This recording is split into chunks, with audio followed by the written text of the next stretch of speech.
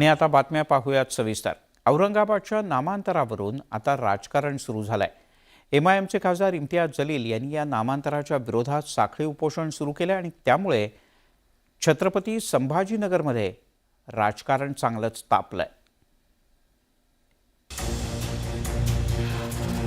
शनिवारी छत्रपती संभाजीनगरमध्ये नामांतराच्या विरोधात एमआयएमचे खासदार इम्तियाज जलील यांनी आंदोलन केलं।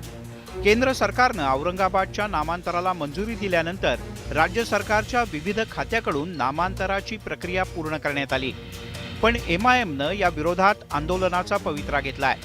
छत्रपती संभाजीनगर जिल्हाधिकारी कार्यालयाच्या समोर जलील यांनी बेमुदत साखळी उपोषण सुरू केलंय।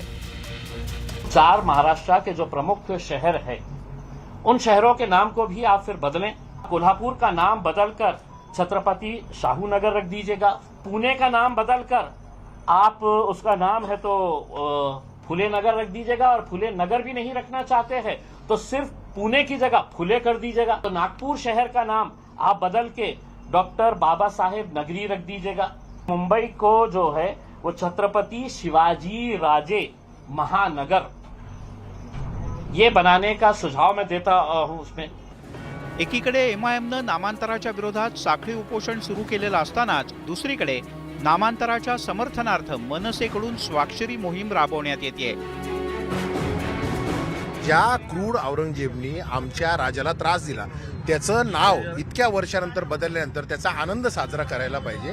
तर ज्या पद्धतीने हा विरोध होतोय त्याला विरोध म्हणून आज आम्ही हे आंदोलन केले। आम्ही आमची भूमिका स्पष्ट ठेवली आहे। ते ज्या पद्धतीने विरोध करतील त्यांना उत्तर देण्यात येईल, आणि त्यांना एवढं दुःख झालं असेल इम्तियाज जलीलांना तर त्यांनी राजीनामा द्यावा। औरंगाबादसाठी त्यांनी राजीनामा द्यावा ही माझी भूमिका आहे, आणि सरळ लोक न्यायालयामध्ये त्यांनी जावं आणि लोकांचं किती मतदान होतं ते त्यांनी बघावं। आता दरम्यान एमआयएमच्या उपोषणात औरंगजेबाचा फोटो झळकवण्यात आल्यामुळे नव्या वादाला तोंड फुटलंय। हे हुकुमशाही चाललेली आहे का देशामध्ये की दिल्लीमध्ये बसलेला एका मंत्री किंवा प्रधानमंत्री म्हणतो हे आम्ही निर्णय घेत आहे आणि तुम्हाला मान्य आहे, हे दुसऱ्यांना मान्य असेल, इम्तियाज जलीलला आणि औरंगाबादकरांना हे मान्य नाही आहे। लोकशाही मार्गाने आम्ही त्याचा विरोध करणार आहे। औरंगाबादच्या नामांतराला उणेपुरे 8 दिवस सुद्धा झालेले नाहीत, तोच त्याला विरोध सुरू झालाय। एमआयएमच्या उपोषणामुळे हा राजकीय वाद आणखीन पेटण्याची शक्यता नाकारता येत नाही। सिद्धार्थ गोदाम, न्यूज 18 लोकमत, छत्रपती संभाजीनगर।